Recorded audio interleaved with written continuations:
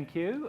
It's always a little bit daunting doing the last session of the day when it's just us, then the gala dinner, I think, coming after this. But I'm excited. I think we're going to have a really interesting discussion here today. And I want to thank ASPI for sort of giving me the opportunity to do this for a couple of reasons. One is thinking about innovation at a country level is interesting because it divides opinion on how well we're doing and whether we're doing it right.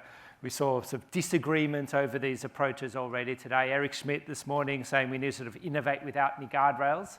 And then our Nobel laureate on the session just now is saying, no, we need lots of guardrails, we need lots of safety around this, we need to sort of protect ourselves. So disagreements, and we might get a bit of disagreement on our panel here today. The other reason why I love talking about innovation is I've been following it for about the last sort of 15 years since I've been at The Economist, and what we've been focusing on in terms of innovation has changed quite a lot over that period of time. I remember back then, sort of 15 years ago, I was living in Singapore in our sort of Asia headquarters, and it was very much about sort of things like innovation around financial, the financial services sector and fintech. And so Singapore went sort of all in on trying to create an environment which really aided and promoted innovation around financial services. And so lots of money went into it, top-down approach for it, building big events.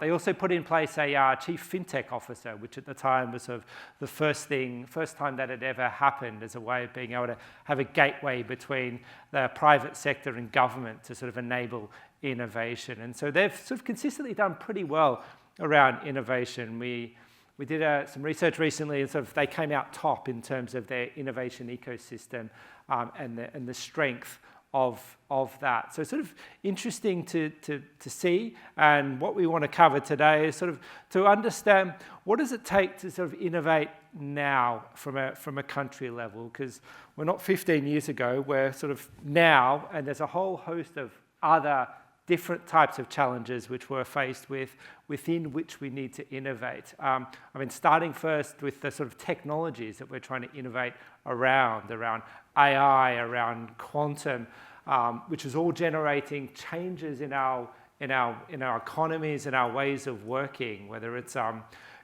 this dispersed workforces that we have and different ways of thinking about how we generate value from our organizations. A lot of that has changed. We've got changes around demographics. We've got aging workforces. We've got different sort of perceptions of what we want out of our working life from different parts of our community, from younger people through to older people within it, and differences between Australia and across the rest of the Asia region as well. And we're all trying to innovate within this sort of really complex environment, which also includes a lot of these geopolitical challenges as well. My colleagues at the Economist Intelligence Unit, they rank the number one risk for Australia at the moment is risk of regional conflict between US and China as the number one risk here, because it's going to have a very high impact if it happens, and it's got a high likelihood of happening.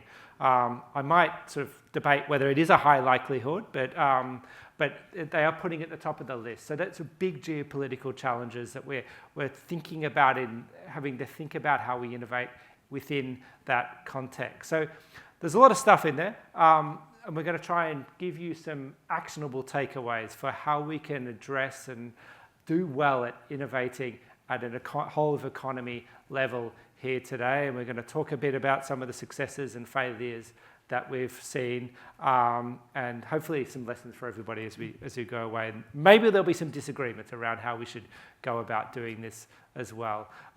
So maybe start, just try to set the scene here. Beth, and I might start with you on this as well. Sort of, you do a lot of work around sort of innovation systems and what that looks like, whether it's at a market level or at a sort of cluster level. How would you characterize where we are at the moment in terms of innovation? What are we doing? How are we approaching it? What are we doing well? So if you look at all the successful places around the world that heralded as being great innovators, so they're all actually quite different, from Silicon Valley to the Asian tigers to, that slice down the western side of Germany to Nagoya around Japan. They are all different. They have different models. But there's a few general principles that we know from studying that in empirical research in the area that seem to shine through with all of them. And the first one is it's not a matter of just pumping out more R&D or pushing more R&D. So since we've been measuring R&D since the 1960s across, say, the OECD, the percentage of GDP or the workforce into R&D has been steadily going up and up and up. Now, in theory, that should mean our productivity growth is also going up. But since the 1990s, our productivity growth as a trend has been going down. So that's one of the instances where it works in theory but not in practice. So something's missing. I'm not saying there's anything wrong with R&D, but that we're missing a piece of the puzzle here. And what we think, another sort of stylised fact, I guess, we know from numerous different empirical studies is that agglomerations matter, place-based innovation systems matter, and how they develop and how they're curated matter. And we know, we do, in my team, which is at Swinburne and Melbourne University, we do a lot of empirical work on how much the agglomeration contributes to new firms and new exports and productivity growth and R&D, and it matters quite a bit. And the third thing that we know from research, and this comes through both in micro studies and country level studies, is that because innovation is subject to a high level of uncertainty, it's highly uncodified. Because it's a new area, it's very hard to codify and put into legal contracts. And because it's often very opaque, you can't, you sort of trust me, this will work. You have to have a really good relationship with the person you're collaborating with or the person you're trying to sell into for the whole thing to work. Otherwise, the market for innovation products falls apart. And that's because you can't write a lot of these things into contracts, basically because a lot of things, unexpected things happen, so they're not in the contract to start with. You've got to renegotiate. A lot of things can't be codified into words. The language isn't settled already. So legal contracts don't work in this context, and what matters is the relationship of trust you have with the other party you're dealing with. And increasingly, other parties are more and more important in the innovation system. It's not like the good old days of the 1930s and 40s when you had DuPont and Bell Labs and General Electric. The innovation occurred within one business and things were sort of contained. These days, we do have to deal with other parties, other countries, supply chains and what have you. So that's why they believe that place-based innovation systems are really critical, and that's probably where the policy, in terms of innovation industrial policy, is going, looking at particular needs of a particular place at a particular point in time. So that you mentioned trust. That trust is between all the different stakeholders within the sort of innovation system there. I was speaking to somebody actually earlier on today who mentioned there was sort of I won't go into detail, a particular sort of low level of trust within sort of it was sort of a government person with a contract, and low levels of trust around that, and that was basically meaning that the government in that situation were taking a whole lot of control over that process. And so you're saying if there's more trust, then we can just give a bit more freedom and flexibility for both parties to do what they're good at. That's right. So trust can either be interpersonal. I know you, I work with you, therefore I trust you, but it could also be cultural. You come from my group of people, the norms and the cultures, and I know how you're going to behave when my back's turned or when an unexpected contingency comes up, because you're part of my group of scientists, or you're part of my corporate world, or you're part of what have you. So there's a variety of trusts, but having that interpersonal relationship is really important. That's why place-based innovation systems are important. You don't make a friendship over Zoom, or it's quite hard to make a friendship over Zoom. You do actually need to look someone in the eye and have an experience with them.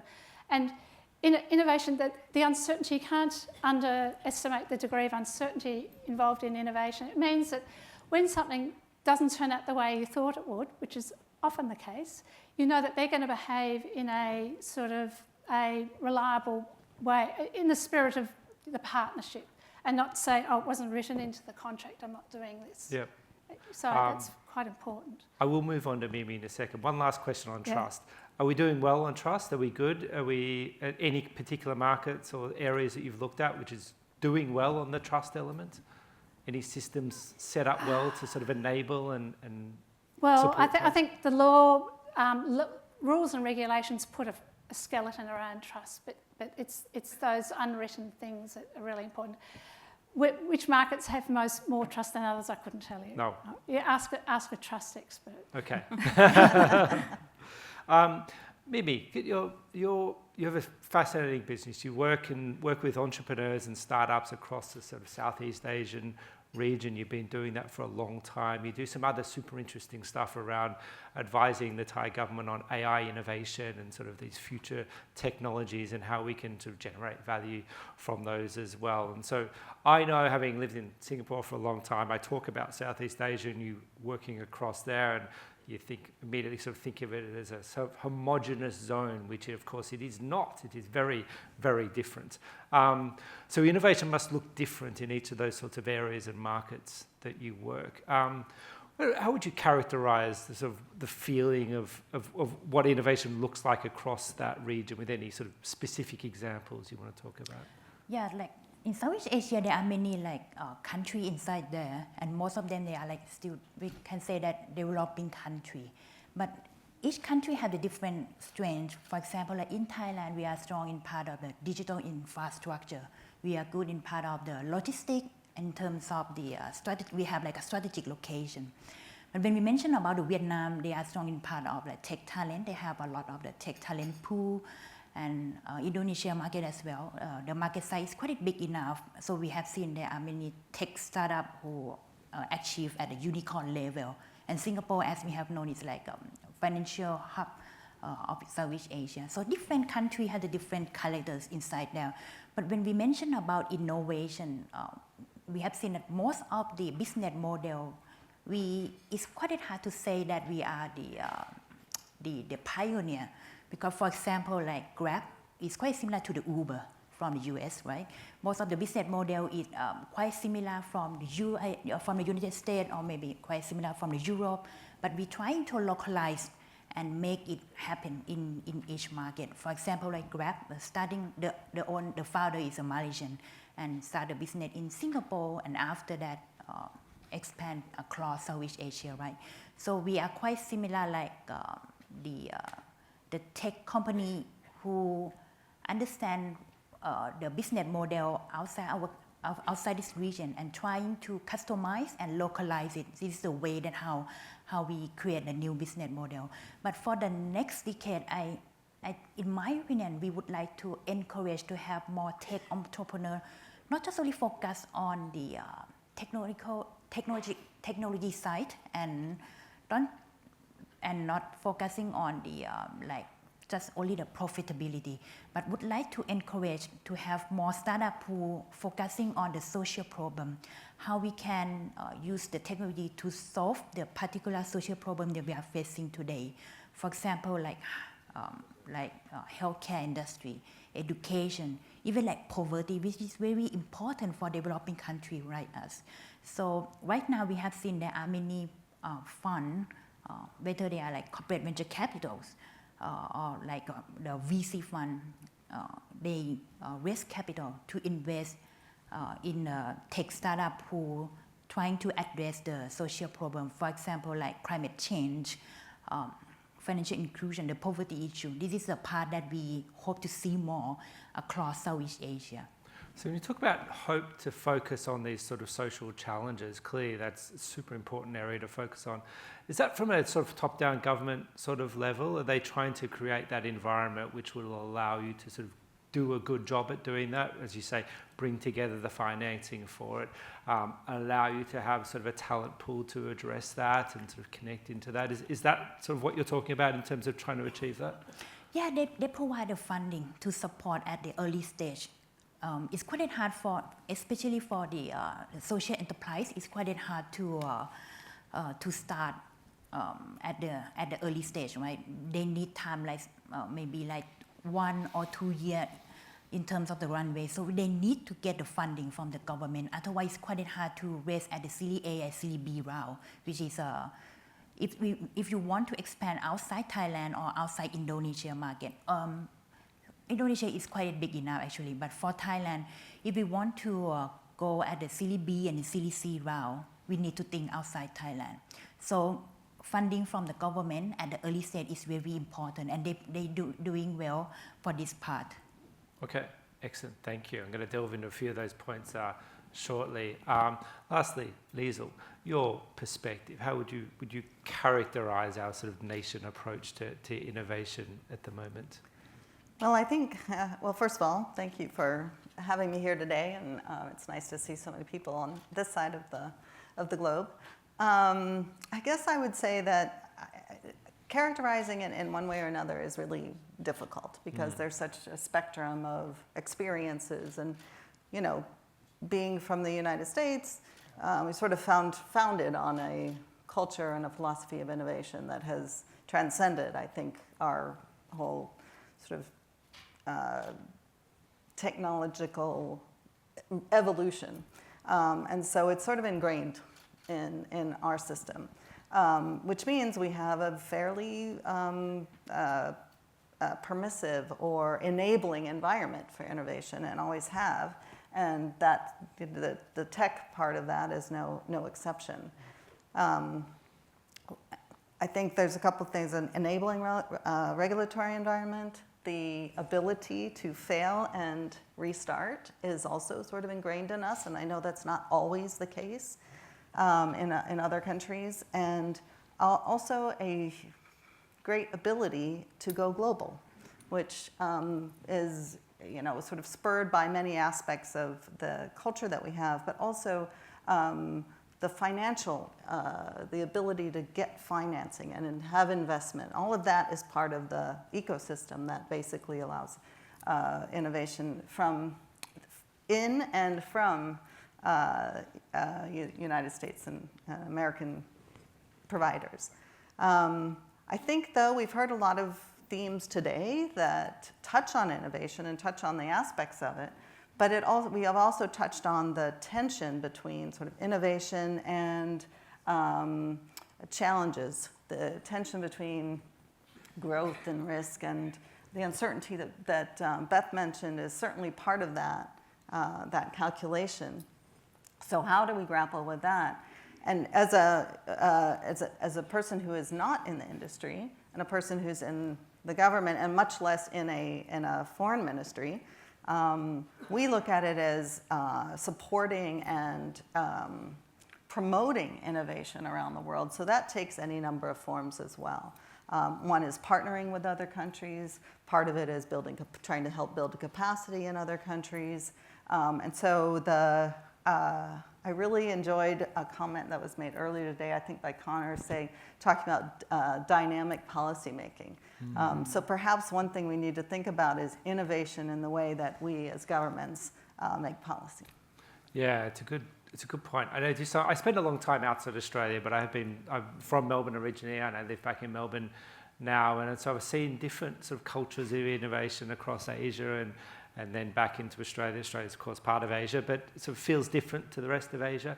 And we definitely have a different culture of innovation here, and to some extent I feel like it's that sort of a bit of a fear of failure in Australia from sort of the top down. You know, it's not just the entrepreneurs, it's sort of government as well that I sort of see here. I guess a good example, I'm sure you saw in the media recently, companies like Fortescue doing sort of a lot of the big important work around green hydrogen in Australia, making big bets around it to try and get it to work, and it didn't work. You know, it was a failure, at least for now. It was a failure what they were trying to do. But in the widely they're sort of being condemned as a failure. You know, maybe you shouldn't have done this, you did it in the wrong way, etc., which I think is completely the wrong way of being able to sort of think about this experimentation that we're doing to try and achieve what we need to do as an organisation. Beth?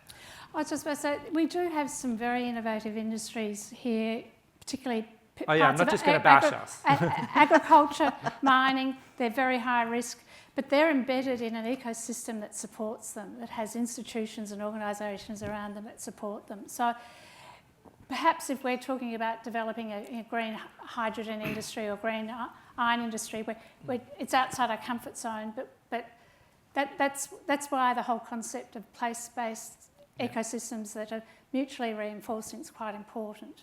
So who do you think should have taken the... So if we're using the green hydrogen example, who should be taking the lead on building that ecosystem to support what we're trying to achieve in that space? Should it be the government? Should it be a sort of a third party? We see this in other parts of the world. We did some work with Ontario, and they're trying to build up an EV industry within Ontario, and so they have basically a third party who operates as a collaboration platform to bring together all the different parts to make that successful. Or should it be the private sector? What do you... So all the successful innovation locations, places, are not driven by one party. It's not driven by the government necessarily. It's usually a combination of a whole lot of pieces working toward being somewhat aligned towards working towards a common goal. And the government can certainly step in and help remove barriers, raise capabilities, look out for opportunities, maybe to PPPs, private-public partnerships where they need to. But it is a sort of, there's no sort of one person driving it necessarily. It is a matter of looking at where your weaknesses and strengths are and playing to your strengths and trying to plug your weaknesses. Yeah. So maybe Fortescue in that case were sort of the seed thrown onto barren ground, if you know what I mean, in terms of they didn't have the supporting infrastructure around them. Unlike, say, take a wheat farmer in Australia, it's got, R&D corporations, it's got extension services, it's got a finance industry that understands the farmer's needs, it's got a whole lot of the infrastructure industry, the tractors and the what have you, it's got the education institutions, all supporting that, and the export industry, it's got, these export desks and what have you. So it's got a whole infrastructure supporting it. So when it wants to bring in a new brand of wheat to get rid of rust or something like that, or deal with locusts, it's supported in that innovation endeavour. We don't have that yet, I would argue, possibly in hydrogen. I'm not a hydrogen expert, other people in the room are, but that's the sort of thinking you've got to think about. How can we create that right environment? Would you, maybe I'm keen to get your view on this, would you agree with that approach? You were talking earlier about these big sort of the social benefits you're trying to get from innovation across the region, whether it's addressing poverty or so on, or climate change or so on and so forth. How are you seeing it working within the region in order to try and align the objectives and align the motivations of people within the ecosystem, as opposed to what we often see when there's opportunity, that sort of all the money flows into the part of it where you can make money, and not necessarily the part of it where you can generate the most societal value. Mm-hmm. In my opinion, that we should create like the environment or like the program that can, because as you mentioned, it's quite hard for like, for example, like the startup who focusing on the social part, but at the same time, it's quite a challenge for them to do the monetization as well. So we might need to train this type of the entrepreneur. So it will be good if we can have like an accelerator program or some supporting from the government, provide the area and let them learn how to do monetization, at the same time think about the social value. So otherwise it's quite hard for them to balance between these two objectives in parallel. So we need to have the contribution from the government sector in part of the funding. We need to have the private sector to support in part. For example, like giving a challenge and some of the project that and assign the project to them that, okay, this is a project that we would like to partner with the startup. And another part is academic sector. So to provide for example, some of the product, I think that is under the R&D, we need the lab. So startup don't have enough budget to run their own lab by themselves. So we need the collaboration. But in terms of the collaboration across different countries, is quite still challenged. But at this moment, we have seen this kind of the environment happen in Thailand already. Okay. Makes sense. I was sort of thinking about the sorts of things that countries should be focusing on in terms of their innovation. We can't do everything, and we can't do everything well, so you need to sort of focus your attention. You obviously have sort of domestic considerations around what you should be focusing on, sort of social things that you're trying to fix within your market. You have geopolitical considerations that you might have. I just wonder, Liesyl, from your sort of perspective, how can we align these things together? Well, I think that maybe the answer is that it's pretty clunky, can be pretty clunky right now, but seeking that through line across many lines, I think, is part of the mapping of that. One thing that I think is clear today is that there's a great demand globally for innovation. And part of that in this context is digitization. And back to sort of the tension and the challenge is that moving forward with innovation or digitization in any context where people are trying to either catch up, or I think we heard today leapfrog into a more digitized society. But being sure that I think part of the alignment is making sure that it is part of sort of the broader ecosystem that Beth and Mimi are talking about. But also bringing along all the aspects of the digital context, whether it's the ICT system itself or the many verticals and many other industries that the ICT community serves. And so aligning that effort to bring the security components, the social good components. One of the things that many of you probably have heard the U.S. Government representatives talk about for about the last year and a half is our national cybersecurity strategy, and it took two fundamental shifts in our sort of processes for dealing with cybersecurity. One was to reduce the burden on the end user and the smaller individuals or small businesses, or those who are not as capable of protecting either themselves or then by extension protecting the global community for themselves, and putting it on to those that are much more capable of doing so. So that's one big fundamental shift. So that's maybe an aspect of alignment that you're talking about. And the other, perhaps more to the innovation side of things, is to incentivize long-term investment in cybersecurity per se, but all the various aspects of it, whether it's software development for secure by design, all of the aspects that bring all of those things that need to be considered into focus. One aspect of the National Cybersecurity Strategy, of course, was development of an international cyberspace and digital strategy, so another maybe through line of alignment. And the key aspect of that was an affirmative vision that really thinks of innovation and prosperity and utilizing the digital ecosystem for the benefit of all. So maybe that global alignment across countries as well. And two key aspects of that for us are sort of the underpinning theme of that strategy is digital solidarity. And that's where some of the compulsion to work with other countries, work with coordinating across countries on any number of things, but really with that affirmative vision in mind for prosperity for all. That's, you mentioned that sort of coordinating with other countries across the region always makes me think, Mimi, from your perspective, makes me think of the ASEAN region, which has for sort of many years tried to get sort of more integrated. They talk about sort of an EU-style setup for trade for a while. That's not on the cards at the moment, or a single currency, or even there's sort of big expectations for the integration across that region. For whatever reason, we haven't quite got there at the moment.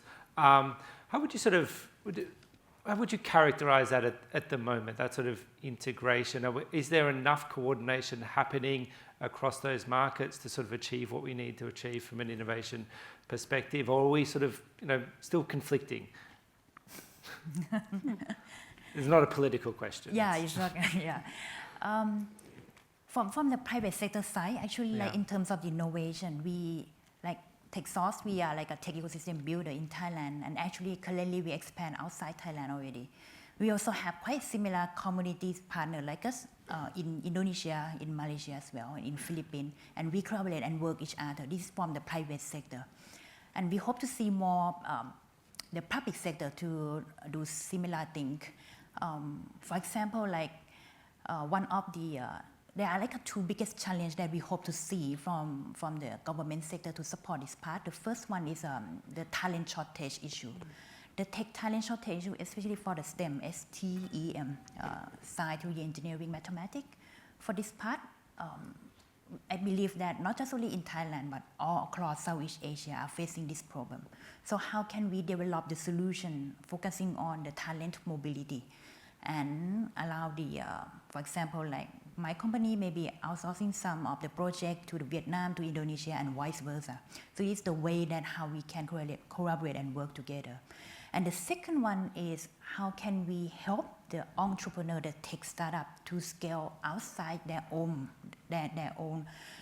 country. For example, like in Indonesia, the market size is quite big enough. One day they can be unicorn easily. You can see, you can check out that I think that almost 10 companies, they are unicorn. But right now in Thailand, it's quite a challenge for us if we want to expand outside our market. So we might need to get some of the tech ecosystem builder like Techsauce to help them scale to the other countries. So it would be good if we have like a bridge or the pathway that the public and the private sector can work together across this region and help them to scale without fighting by themselves. You mentioned unicorns, and I do wonder sometimes whether the sort of the country, as a country level, this big focus on unicorns is it damaging ultimately? Because I mean, aside from the US, China's pretty good at it. A few other nations are pretty good at it. We're not very good at building unicorns. We've got a couple of good sort of notable examples here in Australia. Was it Liesyl or Canva or so on? I just wonder, is that the right way of being able to sort of focus our attention, do you think, on sort of trying to build out unicorns? Or should we be thinking about trying to build out innovation from the sort of, the awesome skills that we have within our big organizations? We can get innovation out of those, or are we thinking about this in the right sort of way? What do you think? I mean, you're probably going to say we need to build some of your firms into big unicorns, but do you think is it distorting things a little bit? In my opinion, to be the unicorn is a good story to be like a role model for the new generation. We don't need to be the unicorn actually. I think to create the sustainable business model, this is the most important thing. Okay. Yeah, so whether unicorn can dead. Yeah. So at the end, I think that is to encourage the young generation to be the entrepreneur, we should encourage them to have the sustainable business model instead of focusing on a unicorn and then exit and create a new one. And if I may just say, I'm not an economist, so forgive me for this, but I think also when we think of unicorns, we can't really think of unique or only, right? I mean, market competition is really important for helping to build a diversity of products and services to keep, market the prices manageable. And so I think one issue of unicorns is you don't want only one possible winner. You want to, I think, keep in mind that competition, diversity, and the more more elements, whether it's companies or universities or anything, can contribute to that innovation culture. And I think you mentioned maybe workforce. I think that's a huge challenge for everybody, including us, with regard to the workforce that can support innovation, but in the case of us right now, we've developed a new workforce strategy, deal with cybersecurity and that particular workforce, and being more innovative with how we think about it. Not everyone needs the exact same, standards-based curriculum, and trying to look at it in a much more broad way. But anyway, just coming back to the issue, I think you made a really good point about the next generations, but I think also for keeping a broad base of options. That probably goes a little bit against, I think, what Eric Schmidt was saying this morning, open for disagreements around this, where he sort of talked about how we need to sort of go all in on innovation and sort of pile as much resources as we can possibly do on particular types of innovation or with particular innovators to try and give them the best chance possibly of success, rather than sort of diversifying the resources a little bit for a few different sorts of options. So you're disagreeing with? I guess I would never disagree with that. But maybe that's, I guess my point is, I think that when we think of resources, there are various sources of resources, right? We're looking at government resources, we're looking at investor resources, and I just think there's a broad base of opportunities that can be leveraged for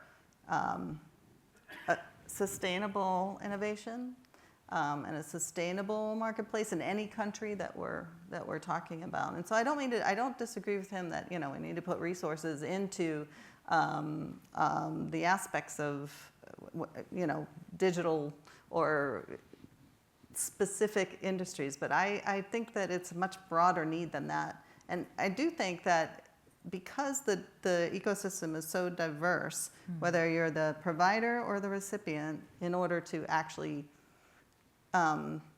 leverage and realize that innovation, I think it's hard pressed to say that you're going to be that specific.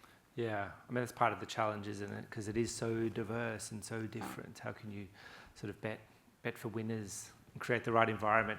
Yeah, it reminds me of the of an example from the John Howard era, where I think Intel came to Australia and sort of offered to start building semiconductor fabrication plants in Australia if we had the right sort of tax incentives to sort of bring them here. And this was sort of 20 years ago type of thing. We didn't do it. We made that decision as a country that we didn't want to sort of subsidise the production of semiconductor chips in Australia. And just think about what Australia how different it might look now if we had gone all in sort of 20 odd years ago or something. And it's interesting how those sort of decisions can be made. I'm going to open up for questions. We've got a little over 10 minutes to go. I'm going to see if there's any questions in the house. If there are some, do put your hand up, and I will go to you. Just let us know your sort of name and where you're joining us from. Yep, we've got a question here in the back, a couple in the back actually. Thank you so much to the panel for the insights. I'm Jennifer Jackett from the Australian National University. I had a specific question around the challenges that startups and small and medium enterprises can face in working with government, and the challenge that government can sometimes present as a client, especially around issues like their timelines and processes, whether that's procurement or the time it takes to get to a contract, sometimes a lack of clarity around what government's requirements are, and the disincentives that exist within some government organisations to take risk and reach decisions quickly. I'm just interested in your views on how government can be a better client and help demand or drive demand for innovation generally. Thank you. Don't know, Beth, would I have a go? An interesting example, and Liesyl, you know all about this, is in certain government departments in America, they require a certain proportion of their procurement to go to small business, SMEs sector. And that does drive a lot of innovation. But also you can require the government departments in their purchasing orders to buy innovative products. So, and it's a very powerful policy, that procurement lever, because it gives certainty to the demand for the business's products. It sort of gives them a floor, I guess, if you like. Does it help So- the time horizon there as well? Can they make those decisions quicker, I think, in that policy situation? I know the government's under twin pressures. One, to be fair and to give everyone, opportunity to put their bid in and for questions to be answered in a timely manner. And the other is to be quick. So they are sort of caught in that, in a way that a business isn't caught in that double bind. Yeah. A business can just make a decision like that and they don't care about fairness necessarily, they just want the best product. The government can't, so that is the bind of the government. So I know there has been a lot of work trying to make the tender system, digitising it, making it faster. Innovation in procurement and Yeah. bureaucracy. But you can bring the in concept. rules to say X%, 5%, 10%, I don't know, whatever, of the purchases of either innovative products or just routine products should go to the SME sector. Question is, do you want to? I don't know. Are you seeing any interesting examples in Mimi across sort of Southeast Asia around that? Yeah, in Thailand we have this kind of the special track to support the startup. Actually, they just launched like a few years ago that to certify the startup who pass some criteria, they can get the like a fast track, something like that. It's not want to say that it's a fast track, but they have the opportunity to get the project from the government sector. Okay. I know not every nation sort of has this luxury, but I know for some examples from Singapore where they've been very agile and fast in moving and making decisions. I remember back during the Smart Nation initiative, which they were running. There was sort of some questions around, that autonomous vehicles is going to be something that we need to know more about and is going to have a big future in Singapore. And so from a top-down government perspective, they met as a cabinet in Singapore and decided this is something we want to focus on. So they changed the rules so that we could do some testing on the roads in Singapore, and they created that sort of enabling environment for innovation around that, provided some money for it and those types of things. I'm not sure if that's sort of possible for everything. You can't focus on everything all at the same time, but definitely a sort of a good example of agile sort of top-down governance. But we know the governance sort of structure in Singapore is a little bit different to sort of other markets. We did have another question. Where was the other question? Over the side here. Oh, good afternoon, Mike Walkington from Jacobs. I think, Beth, you said at the start that despite all the technology, we're not getting the productivity benefit. I'm just wondering if you can try to unpack that a little bit for us. Is it because all the technology is creating lots of new jobs, which would change that productivity statistic? Or is it just the disruption of technology on technology on technology that we're not actually getting time to get down the learning curve and get that productivity going? Look, that's a hard question. We don't know. I suspect it's because the new ideas are not translating either through the commercial route or just the use route into a product that ends up, on the kitchen table, so to speak.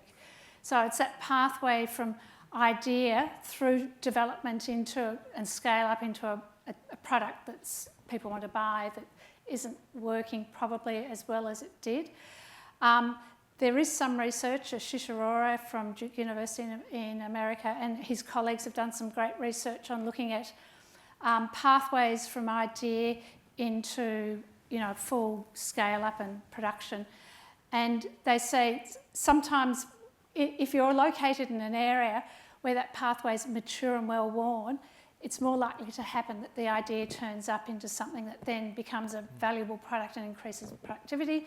But if you're in an area or an industry or a technology where that pathway is immature or rocky or sort of no one quite knows who to talk to, what's the process, how to do it, how to negotiate, who to bring into the collaboration, that's more likely to fail. So that's some of the recent research I've seen, which is why they say VCs, venture capitalists, only tend to invest where the technology is very cheap, i.e. apps and stuff, the software stuff, or in areas where the technology has that well-worn pathway. So you're talking about Boston and biotech technologies where, they're so experienced at it, they've taken a lot of the risk out of it. So that's probably my feeling, that's why it's not translating. But We've done a little bit of work on this as Yeah. well, around it from a leadership perspective, and how business leaders, they invest in new technologies, and they don't fully understand how it can benefit their Yeah. business or connect Yeah. to their medium or long-term business strategy. So they buy it, they implement it, they get some sort of short-term value for it, but they're not generating that long-term productivity because they're not properly embedding it into their organisation because of not understanding the capabilities sort of well enough, or not having a longer-term sort of vision Yeah. for where can this technology or this new innovation sort of take our business. And Yeah, exactly right. And Ashish's argument is that in places like that big metro area around Boston, is that they're experienced enough to know, okay, it doesn't fit into our business model or our processes, but it does over here, and that's where we'll take it. We'll license it off to somebody else. So that's where that knowledge and experience in that very fuzzy, opaque, uncertain area really comes to the fore. Excellent. Any more questions? Yes, we have one here at the back, and I think another one over here, and that's probably going to give us time. Maybe try and squeeze that one. Hi, I'm Rajiv Shah, ASPE Fellow and Independent Consultant. Thank you for the discussion. It struck me as a lot of discussion around how we set the sort of national and global context for innovation. And I suppose at the other extreme, we have local things. So for example, in Canberra, where I'm from, we have the Canberra Innovation Network, and I work as a mentor there. So I was interested maybe in the balance between whether you want to try and solve the problem from the top down or whether from sort of the local roots up. Any thoughts on that? Any view on that? Do you want to have a go? Well, I Ben? think I've heard the people who talk about in ecosystems talk about it as being a little bit of organised chaos. So you could have both top down and bottom up. It's really, it's not a free for all. I mean, there's ways of working and accepted. People know what rules they can break and what rules they can't break, and there's accepted ways of behaving and norms of relating to each other. But there's no one driver in it, and that's maybe a cultural thing of a country like the US and the Anglophone countries, including Australia, where it's a little bit, where we're not going to take the top down the way Singapore does, but a bit of top down does help create the framework around which we can operate. So I'd say both. Yeah. I'm with her on totally both. agree. We've got the advantage in Canberra. You've got the top very nearby. Yeah. You can go down as well. So we had another question, which was, there was one over here, I think. We've only got a couple of minutes left. Hi, my name is Dong Seo, and I'm from Science and Technology Policy Institute of Korea. And thank you for your remarkable points regarding the innovation system at the national level and at the international level. And I especially like the points you have made regarding the talent exchange, partially because I believe that each country lacks resources and talents within the country, and they are not enough to do well in everything. So I think most of the critical technologies at their emerging stage have extensive room for further research and development, along with potential diversification of technological approach. And I think talent exchange can be one of the solutions and measures to enhance potential diversification of technological approach. However, I think there are some emerging issues regarding the research security.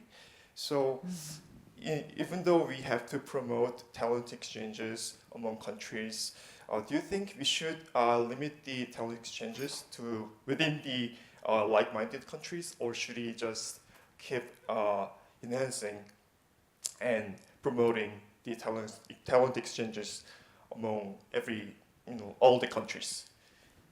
Thank you. Somebody want to? That's a tough one.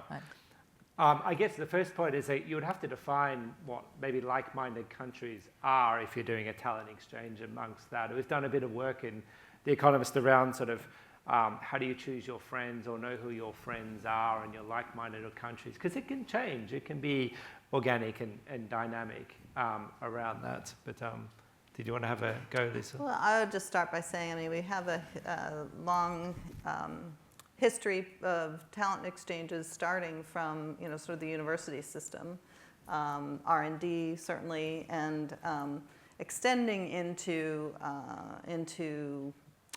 cross-border employment. Now, there's challenges along each of those aspects of the talent exchange, but I think we have clearly benefited from that global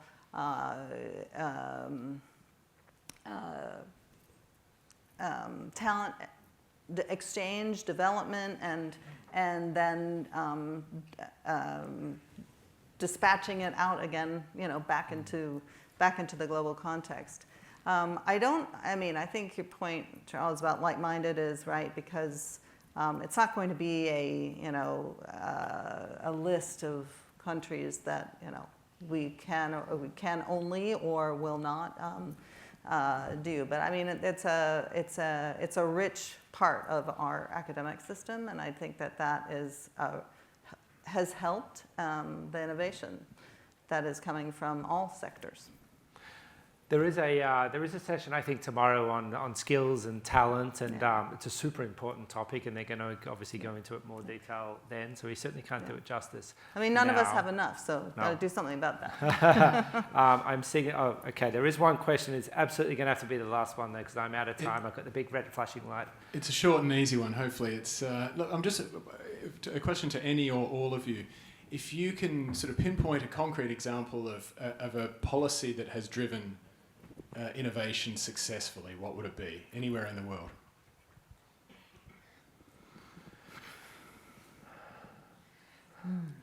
We will come up with something. Something has legs. An enabling regulatory environment.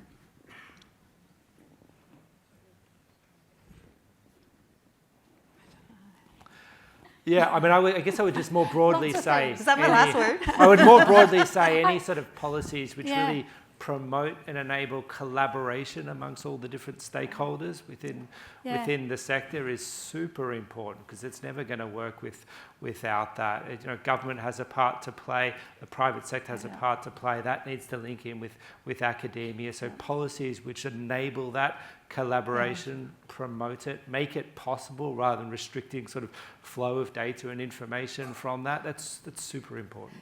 And I think the evidence is that just one policy on its own often doesn't work. You need interlocking policies that reinforce to make a difference. How's that for an ambiguous answer? Yeah, no golden bullet for you, unfortunately. We are out of time, unfortunately. Thank you, and please join me in thanking our panelists. Thank you.